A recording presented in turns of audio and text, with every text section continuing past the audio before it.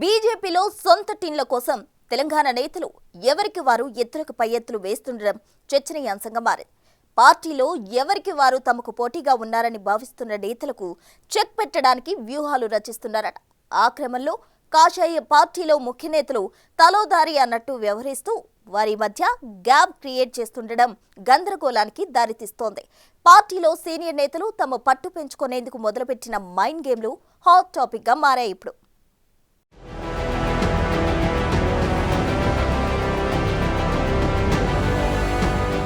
Telangana BJP నేతలు పార్టీలో పట్టు పెంచుకోవడానికి మైండ్ గేమ్ షురూ చేశారంట. సొంత పార్టీలో పోటీగా వచ్చేవారికి చెక్ పెట్టేలా పావులు కదుపుతున్నారట. వరుసగా జరుగుతున్న పరిణామాలు ఆ ప్రచారాలకు గట్టిగానే ఊతమిస్తున్నాయి. పార్టీలో తమకు కాంపిటీషన్ గా ఫీల్ అవుతున్న నేతల జిల్లాలో తమ సొంత టీంలను ఏర్పాటు చేయడంపై సదరు నాయకులు ఫోకస్ పెట్టినట్లు సమాచారం. ఇప్పటికే పలు మండలాలు, జిల్లాల్లో తమ వర్గీయులను రంగంలోకి దింపుతున్నారట నేతలు. తాజాగా బీఆర్ఎస్ హయాంలో మంత్రిగా పనిచేసిన మల్లారెడ్డి కోడలు ప్రీతిరెడ్డి కేంద్ర మంత్రి బండి సంజయ్ను కలవడం ప్రాధాన్యతను సంతరించుకుంది. హైదరాబాద్ బోనాల ఉత్సవాల్లో భాగంగా జరిగిన వారి మీటింగ్ పొలిటికల్ సర్కిల్స్లో అందరినీ ఆకర్షిస్తుంది. మల్లారెడ్డి బీజేపీలో చేరే ప్రయత్నాల్లో భాగంగానే ఆయన కోడలు స్వయంగా వెళ్లి బండి సంజయ్తో భేటీ అయ్యారన్న చర్చ జరుగుతుంది.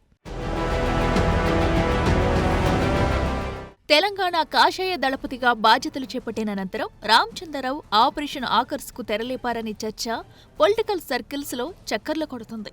పార్టీలో జాయినింగ్స్ పై ప్రత్యేక దృష్టి సారించారంటున్నారు.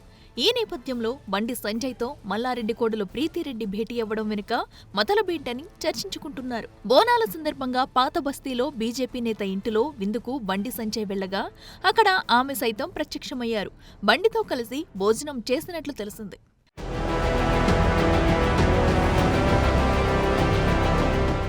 బీఆర్ఎస్ అధికారం కోల్పోయాక మల్లారెడ్డి బీజేపీలో చేరుతారనే ప్రచారం జోరుగా సాగింది.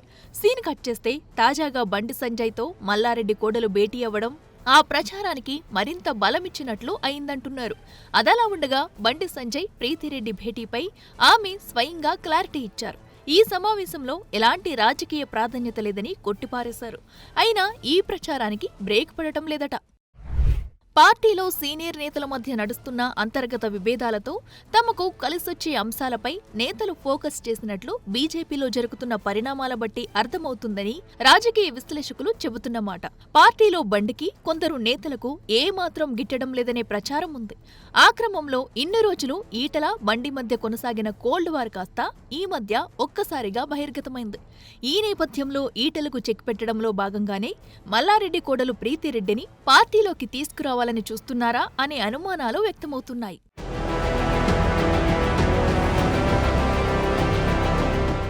బీజేపీ రాష్ట్ర అధ్యక్ష పదవి నుంచి బండిని తొలగించాక ఆయన సైలెంట్ అయ్యారు. ఆయన పదవి పోవడంలో ఈటెల రాజేందర్ కీలకంగా వ్యవహరించారనే ప్రచారం జరిగింది.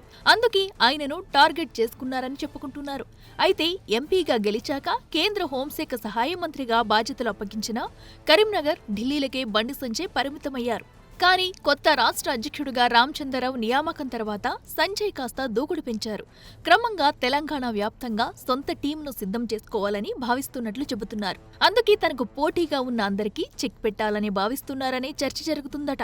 ఇటీవల హుజూరాబాద్లో ఈటలకు వ్యతిరేకంగా ఉన్న వారికి పదవులు దక్కడంలో సైతం బండి పాత్ర ఉన్నట్లు ప్రచారం జరుగుతుంది. మరోవైపు ఈటల కూడా ఏం తగ్గేదే లేదంటున్నారు. ఈ మధ్య తన అనుచరులతో భేటీ సందర్భంగా కీలక వ్యాఖ్యలు చేశారు. కాస్త అసహనం ఉన్నా పార్టీలో క్రమంగా బలపడాలని ప్రయత్నాలు మొదలుపెట్టారు. ఇటు రఘునందన్ రావు కూడా అధ్యక్ష పదవి ఆశించారు. ఆయన మాటకారి కావడంతో పార్టీలో ఫాలోయింగ్ బాగానే ఉంది. ఇది రుచించని ఇతర నేతలు ఆయనకు చెక్ పెట్టేందుకు ప్రయత్నిస్తున్నట్టు సమాచారం. అలాగే అరవింద్ సైతం పార్టీ అధ్యక్ష పదవి కోసం ప్రయత్నించారు. పదవి దక్కకపోవడంతో కొంత సైలెంట్ గా ఉన్న పార్టీ సోషల్ మీడియాలో యాక్టివ్ గా ఉంటూ సొంత టీంతో ఆయన పావులు కదుపుతున్నారట.